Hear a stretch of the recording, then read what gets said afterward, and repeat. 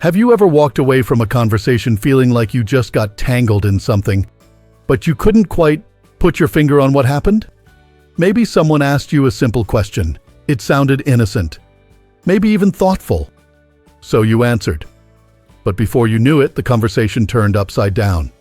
Suddenly, you were defending yourself, apologizing, feeling like you did something wrong, but you didn't. And still, somehow, you ended up feeling small, confused, or even ashamed. If that's ever happened to you, you're not alone. This kind of experience is more common than we think, especially as we get older. People assume we're more trusting, more forgiving, and sometimes more isolated. And unfortunately, some take advantage of that. That's why today we're going to talk about a tricky kind of manipulation. That doesn't always look like manipulation at all. In fact, it often shows up wearing a smile and sounding like concern. We're talking about how certain questions, yes, questions can be used to control, confuse, or guilt you into silence. You might be wondering, how can a question be manipulative? Isn't asking a question just asking? Well, here's the catch. Not all questions are meant to seek truth. Some are designed to shift blame, make you second-guess your memory, or even doubt your sanity. And the scariest part? These questions don't usually raise red flags at first. They sound so normal, so casual. But once you know what to look for, you can spot them, you can stop them, and you can protect yourself without raising your voice or starting a fight. So let's begin with the first question you'll want to watch out for. It usually comes right after you've expressed a concern or said you were hurt. Maybe someone keeps canceling on you. Maybe they forgot your birthday again. Maybe they made a comment that just didn't sit right. So you speak up, calmly, clearly. You say how you feel, and then you hear it. Why are you so sensitive? Or its twin. Aren't you overreacting? That question doesn't sound like an insult right away. But look again. What it's really doing is turning the spotlight away from their behavior and shining it directly on your emotions. Instead of talking about what they did, now you're on the hot seat for how you feel about it. Let's say your neighbor promised to help you with the yard 3 times and backed out each time. You finally say, "It hurt when you didn't show up. I was counting on you." They reply, "You're taking this way too personally. Why are you so sensitive?" Suddenly, you're not talking about the broken promises anymore. You're defending your right to feel let down. That's no accident. That's the power of that kind of question. It quietly shifts the entire conversation. And if you're not careful, you'll find yourself trying to justify your own emotions, while the original problem remains untouched. Now, some people do this without even realizing it, but whether it's intentional or not, the effect is the same.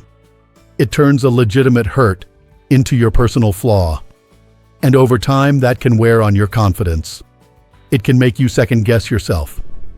Or worse, it can train you to stop speaking up altogether. So what do you do when this happens? First, take a breath. Then gently bring the focus back to where it belongs.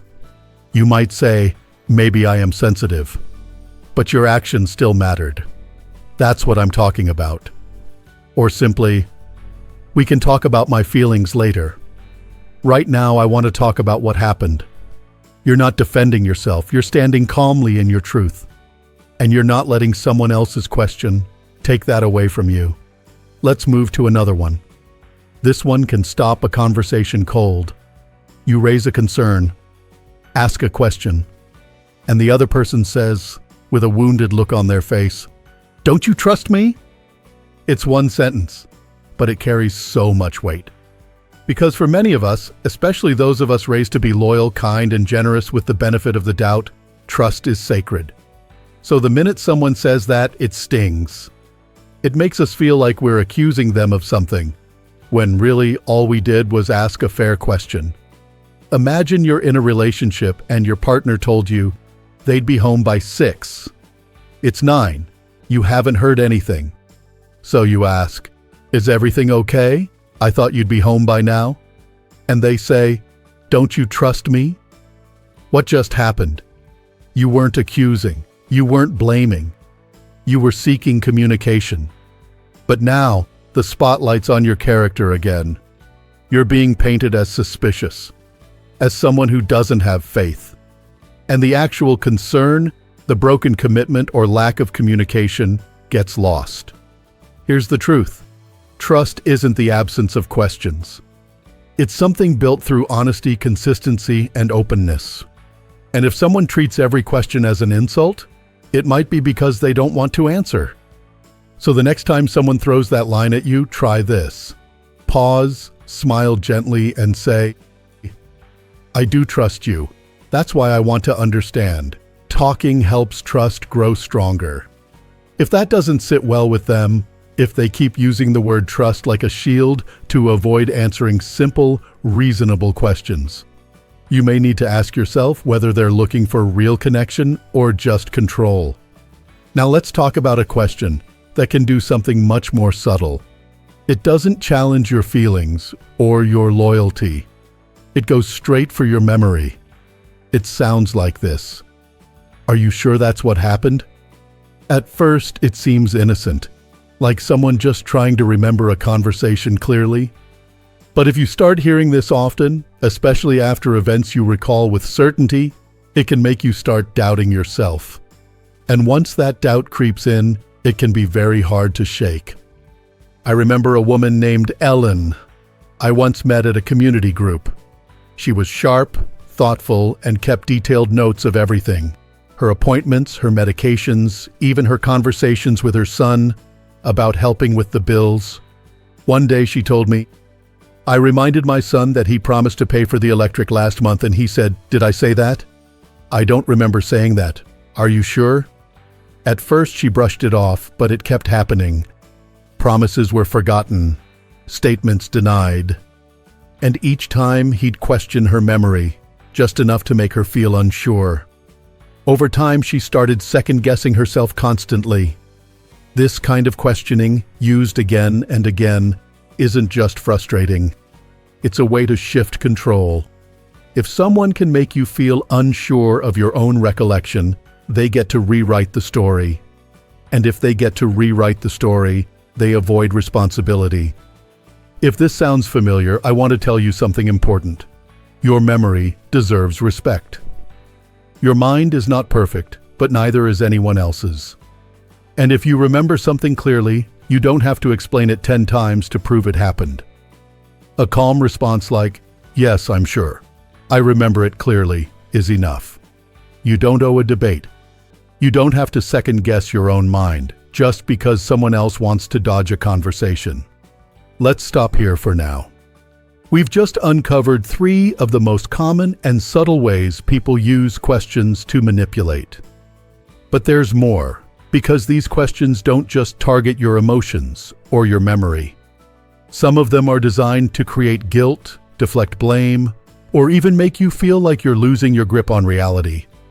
And once you see them clearly, you'll never be caught off guard again.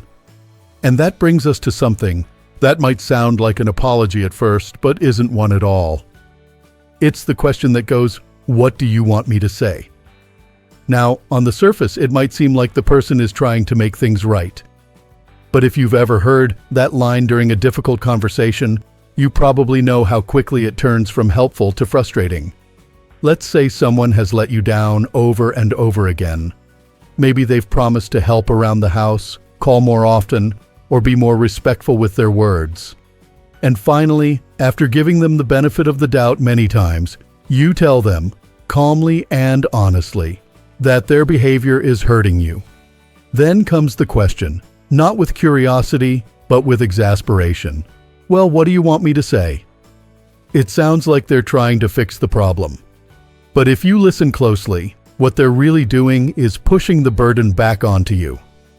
Instead of taking responsibility, they want you to give them the right words to say so they can just move on.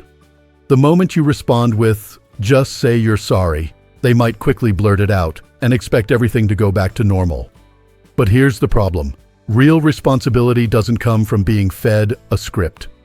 It comes from someone genuinely understanding what went wrong, why it hurt, and what they'll do differently. Without that, the same behavior usually shows up again and again. And when you don't accept their fast-track apology or their "what do you want from me" line, they may turn it around. They might say, "Well, I tried. You're just impossible to please." Now suddenly it's not about their broken promise or disrespectful action anymore. It's about your so-called unwillingness to move on. That's the emotional twist of this question. It makes you feel like you're the problem because you're not handing them the easy way out. If you hear this question, try saying this. I don't want you to say something just to fix it. I want you to understand what happened and why it matters. Or ask them directly, what do you think you did wrong? That simple shift puts the responsibility back where it belongs. The people who truly care about you will pause, reflect, and try to understand. The ones who don't will get frustrated, defensive, or go silent. And that tells you a lot without saying much at all. Now, another question that sounds innocent but is packed with manipulation is this. Why do you always do this? Or why are you like this? You might bring up something small. Maybe someone forgot to tell you about a change in plans.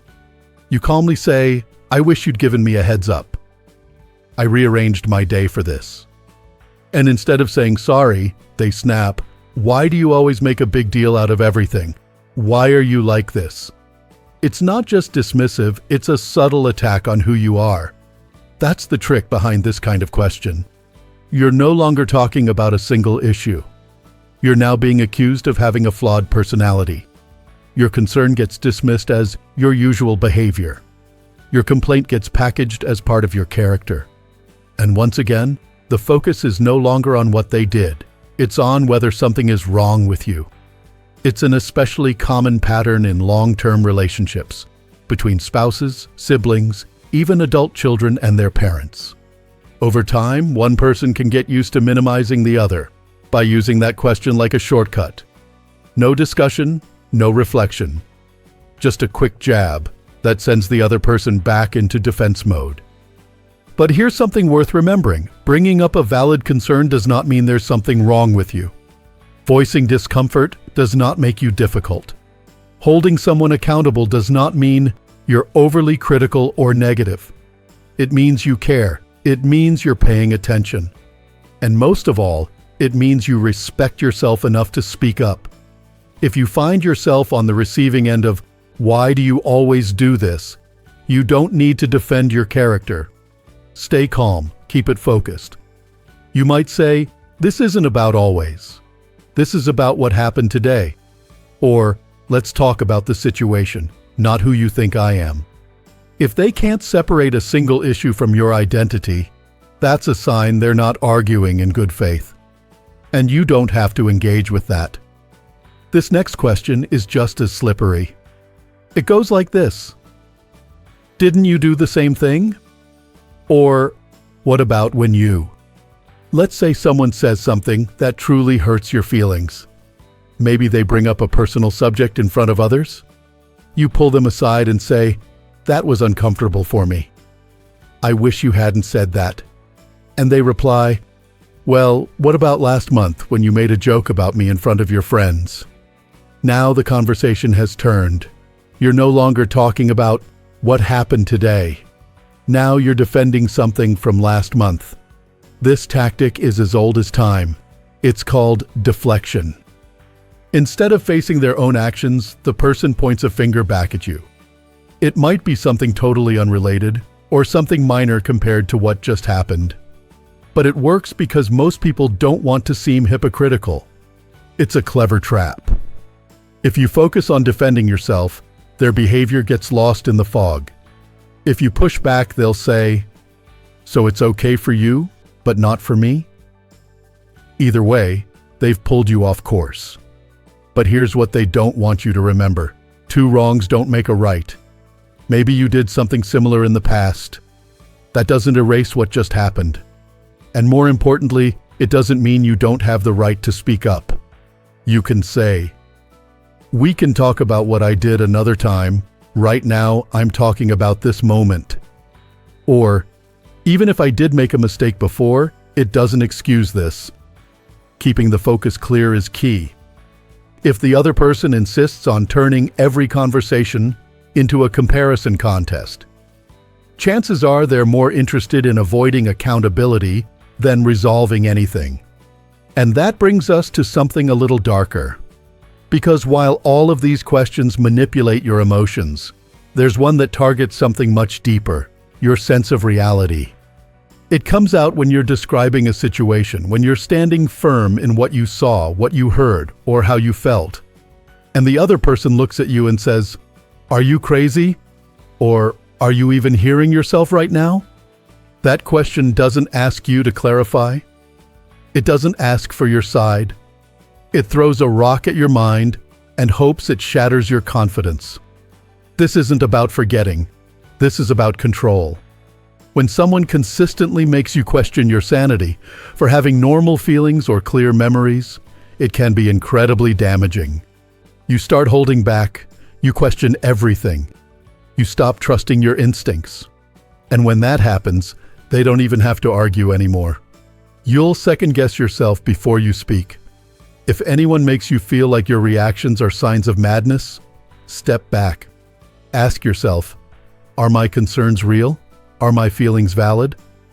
Have I been silenced, not because I'm wrong, but because they don't want to deal with what's true? You are not crazy for noticing patterns. You are not crazy for remembering conversations. And you are not crazy for wanting clarity, respect, or truth. When someone uses a question to shake your sense of self, they are not protecting the relationship, they are protecting their control over it.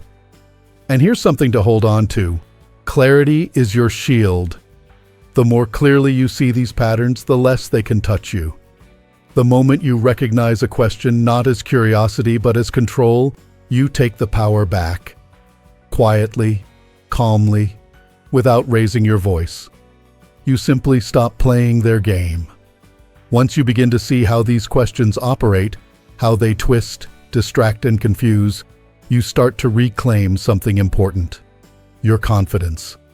And confidence, especially in your later years, isn't just about feeling good. It's about staying grounded. It's about trusting your mind, your memory, and your sense of what's fair. Because here's the truth many people don't want to admit. As we get older, we're often expected to be more agreeable, more quiet, less confrontational. And while kindness and patience are strengths, they should never be used against you. That's what makes these questions so dangerous. They don't look like insults. They don't sound like commands. They come wrapped in soft words, but their purpose is to silence, to redirect, to take the attention off someone else's actions and put it all on you. But not anymore. Now that we've unpacked these manipulative patterns, let's pause for a moment and look at the bigger picture. Why do people use these questions in the first place? What do they really want? Most often, it's not about power in the way we usually think of it. It's about avoiding discomfort, avoiding accountability. They'd rather make you feel confused, wrong, or guilty than look inward and face the truth of what they've done. These questions are their armor. But when you learn to name them, when you refuse to be sidetracked by them, that armor falls apart. And that's when something beautiful happens. You stay rooted. You stay present. You speak from strength, not fear. And the more you do that, the easier it gets. So let's take a moment to walk back through the heart of what we've learned together. When someone asks, "Why are you so sensitive?" they're trying to shift the focus from what they did to how you feel. But your feelings matter. They're valid, and you don't have to apologize for them. When they say, "Don't you trust me?" they're using guilt to avoid answering. But asking questions doesn't mean you don't trust. It means you care enough to want the truth. When they ask, "Are you sure that's what happened?" and make you question your memory, that's not a harmless misunderstanding. It's a method of control. And your memory, especially when clear and consistent, deserves respect. When they throw out, "What do you want me to say?" They're pretending to take responsibility, but really, they want you to write their apology for them. You don't have to do that. If someone truly understands the hurt they caused, they'll speak from the heart, not from a script. If they accuse you with, "Why do you always do this?" or "Why are you like this?" they're not engaging in the current issue. They're attacking your character. Don't take the bait. Stay focused, stay grounded in the specific problem. When they reply, "Didn't you do the same thing?" they're trying to level the field unfairly. They want to blur the lines between your actions and theirs. But each situation deserves its own space. One doesn't cancel out the other. And finally, when they say, "Are you crazy?" or question your sanity, that's not an argument. It's an attempt to break your spirit. That kind of manipulation should never be brushed aside. It's serious and it's dangerous. And if it happens often, it may be time to reevaluate the relationship entirely. So, where does all this leave us? It leaves us stronger, wiser, and a little more prepared for the next time someone tries to twist your words or make you feel wrong for speaking your truth. You don't need to raise your voice to stand your ground. You don't need to fight back to hold your space. Sometimes, the strongest thing you can say is, "I hear your question, but I'm not letting it change what I know to be true." This is not about being suspicious of everyone. It's not about seeing manipulation where there is none. It's about noticing the pattern when it shows up and not letting it steer the conversation away from honesty. Your experiences matter, your memories matter, your emotions matter, and you don't need to prove that to anyone. If you've heard these kinds of questions before, if someone in your life has used them to make you feel small, guilty, or confused, I want you to know you are not alone. And more importantly, you are not powerless. Every time you recognize the pattern, you're taking back your voice. Every time you calmly hold your ground, you're reminding them and yourself that respect is not something you have to beg for. It's something you deserve. So if you're sitting here nodding your head, feeling that little light of recognition in your heart, I hope this message reaches you in the way it was meant to. Not to scare you, not to make you bitter, but to lift you up. Because there is a certain peace that comes when you stop letting other people's tactics pull you off center. A calm, quiet strength that grows each time you say, "I know what I saw. I know how I feel. And I don't need to argue that." If this video has spoken to you, please take a moment to share your thoughts in the comments. Your story, your experience, your voice, it matters. And someone else might read your words and find their own strength too. And if you found value in what we've talked about today, don't forget to click the like button. Subscribe to the channel, Strong Elderly Life, for more conversations like this. Practical, supportive, and made just for you. Together, we're building something powerful here. A space for honesty. A space for dignity. A space where growing older doesn't mean getting quieter. It means getting wiser and living more fully, with your eyes open and your spirit strong. Here's to your clarity. Here's to your confidence. And here's to living your best life at any age.